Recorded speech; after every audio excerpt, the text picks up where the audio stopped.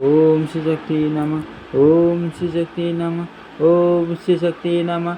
अट्टट्टट्टयायम वसुदेव और देवकी के पूर्व जन्म की कथा। व्यास जी बोले, हे राजन, भगवान विष्णु के विभिन्न अवतार ग्रहण करने तथा इसी प्रकार सभी देवताओं के भी अंश अवतार ग्रहण करने के बहुत से कारण हैं। अब वसुदेव, देवकी तथा रोहिणी के अवतारों का कारण यथार्थ रूप से सुनिए। एक बार महर्षि कश्यप यज्ञ कार्य के लिए वरुण देव की गौ ले आए। यज्ञ कार्य की समाप्ति के पश्चात वरुण देव के बहुत याचना करने पर भी उन्होंने वह उत्तम धेनु वापस नहीं दी। तत्पश्चात उदास मन वाले वरुण देव ने जगत के स्वामी ब्रह्मा के पास जाकर उन्हें प्रणाम करके विनम्रता पूर्वक उनसे अपना दुख कहा। हे महाभाग, मैं क्या करूँ? वह अभिमानी कश्यप मेरी गाय नहीं लौटा रहा है। अतः मैंने उसे शाप दे दिया कि मानव योनि में जन्म लेकर आप गोपालक हो जाओ और आपकी दोनों भार्याएं भी मानव योनि में उत्पन्न होकर अत्यधिक दुखी रहे। मेरी गाय के बछड़े माता से वियुक्त होकर अति दुखित हैं और रो रहे हैं। अतः पृथ्वी लोक में जन्म लेने पर यह अदिति भी मृत वत्सा होगी। इसे कारागार में रहना पड़ेगा, उससे भी उसे मान कष्ट भोगना होगा। व्यास जी बोले जल जंतुओं के स्वामी वरुण का यह वचन सुनकर प्रजापति ब्रह्मा ने मुनि कश्यप को वहाँ बुलाकर उनसे कहा, हे महाभाग, आपने लोकपाल वरुण की गायों का हरण क्यों किया और फिर आपने उन्हें लौटाया भी नहीं? आप ऐसा अन्याय क्यों कर रहे हैं? हे महाभाग, न्याय को जानते हुए भी आपने दूसरे को धन का हरण किया। हे महामते, आप तो सर्व किए हैं, तो फिर आपने ये अन्याय क्यों किया? और लोभ की ऐसी महिमा है कि वह मान लोगों को भी नहीं छोड़ता। लोभ तो निश्चय ही पापों की खान, नरक की प्राप्ति कराने वाला और सर्वथा अनुचित है। महर्षि कश्यप भी उस लोभ का परित्याग कर सकने में समर्थ नहीं हुए, तो मैं क्या कर सकता हूँ? अनंत मैंने यही निष्कर्ष निकाला कि लोभ सदा से सबसे प्रबल है। शांत स्वभाव वाले जितेंद्रिय भटिग्रह से प्रागमुख तथा वानप्रस्थ आश्रम स्वीकार किए हुए वे मुनि लोग धन्य हैं, जिन्होंने लोभ पर विजय प्राप्त कर ली है।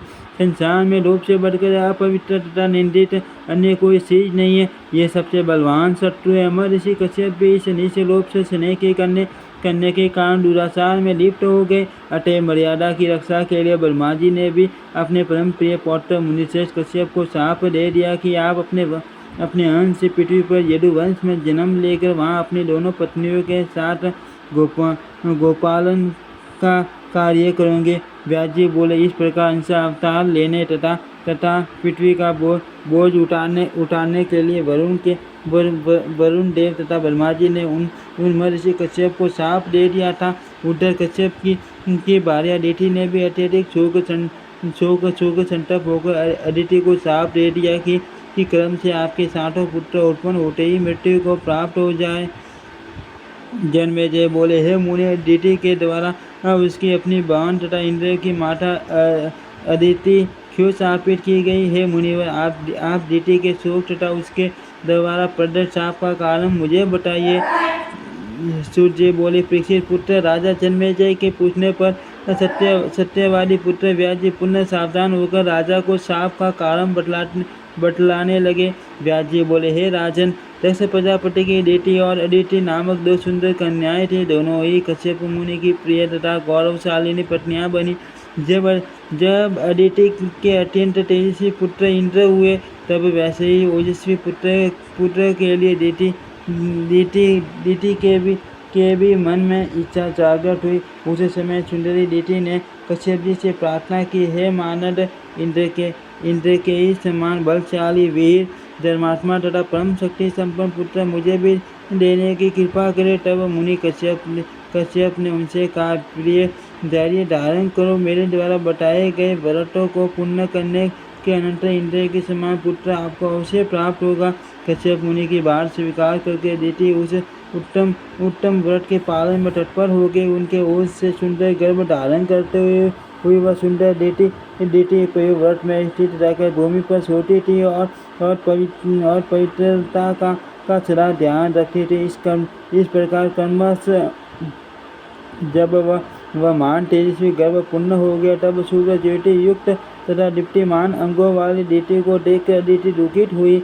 उसने अपने मन में सोचा, यदि दीति के गर्भ से इंद्रतुल्य महाबली पुत्र उत्पन्न होगा तो निश्चय ही मेरा पुत्र निस्तेज हो जाएगा।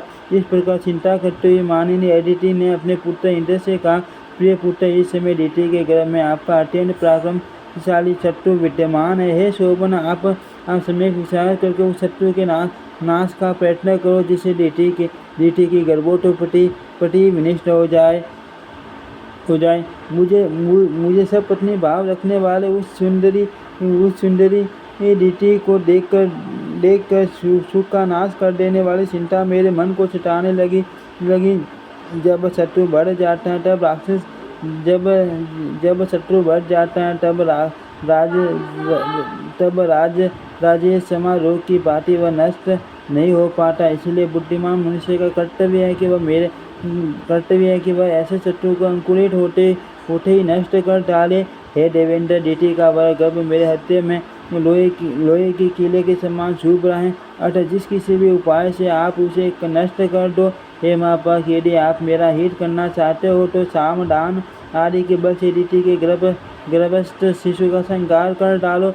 व्यास जी बोले, हे राजन, तब अपनी माता की वाणी सुनकर देवराज इंद्र मन ही मन उपाय सोचकर अपनी विमाता दीति के पास गए। उसे पाप बुद्धि इंद्र ने विनयपूर्वक दीति के चरणों में प्रणाम किया और ऊपर से मधुर किंतु भीतर से विष भरी वाणी में विनम्रता पूर्वक उससे कहा। इंद्र बोले, हे माता, आप व्रतपरायण हैं और अत्यंत दुर्बल तथा कर्ष काय हो गई हैं, अतः मैं आपकी सेवा करने के लिए आया हूँ। मुझे बताइए मैं क्या करूँ। हे पतिव्रते, मैं आपके चरण दबाऊंगा, क्योंकि बड़ों की सेवा से मनुष्य पुण्य तथा अक्षय गति प्राप्त कर लेता है। मैं शपथ पूर्वक कहता हूँ कि मेरे लिए माता अदिति तथा आप में कुछ भी भेद नहीं है। ऐसा कहकर इंद्र उनके दोनों चरण पकड़कर दबाने लगा। पारसवान का सुख पाकर सुंदर नेत्रों वाली उस दीति को नींद आने लगी। वह परम सती दीति थकी हुई थी, व्रत के कारण दुर्बल हो गई थी और उसे इंद्र पर विश्वास था, अतः वह सो गई। दीति को नींद के वशीभूत देखकर इंद्र अपना अत्यंत सूक्ष्म रूप बनाकर हाथ में शस्त्र लेकर बड़ी सावधानी के साथ दीति के शरीर में प्रवेश कर गए। इस प्रकार योग बल द्वारा दीति के उदर में शीघ्र ही प्रविष्ट हो गए। इंद्र ने वज्र से उसे गर्भ के 60 टुकड़े कर डाले। उस समय वज्रघात से दुखित हो गर्भस्थ शिशु रुदन करने लगा। तब धीरे से इंद्र ने उसे माँ रुद्र मत रो ऐसा कहा। तत्पश्चात इंद्र ने पुनः उन 60 टुकड़ों के 60 खंड कर डाले। हे राजन, वही टुकड़े 49 मरुदगण के रूप में प्रकट हो गए। उस सली इंद्र द्वारा अपने गर्भ को वैसा विकट किया गया जानकर सुंदर दांतों वाली वह दीति जाग गई और अत्यंत दुखी होकर क्रोध करने लगी। ये सब बैन अदिति द्वारा किया गया है। ऐसा जानकर सत्यव्रत प्रायण दीति ने कुपित होकर अदिति और इंद्र दोनों को शाप दे दिया कि जिस प्रकार आपने पुत्र इंद्र ने छलपूर्वक मेरा गर्भ छीन बीन कर डाला, उसी प्रकार उसका त्रिभुवन का राज्य शीघ्र ही नष्ट हो जाए।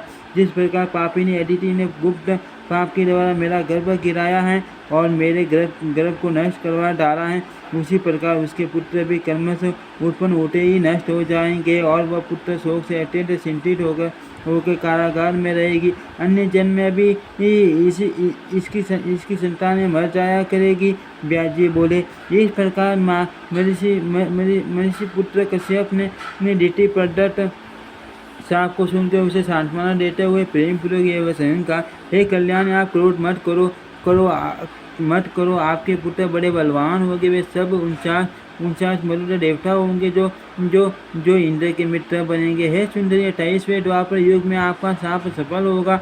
उस समय अदिति मनुष्य योनि में जन्म लेकर अपने किए कर्म का फल भोगेगी। इसी प्रकार दुखित वरुण ने भी उसे शाप दिया।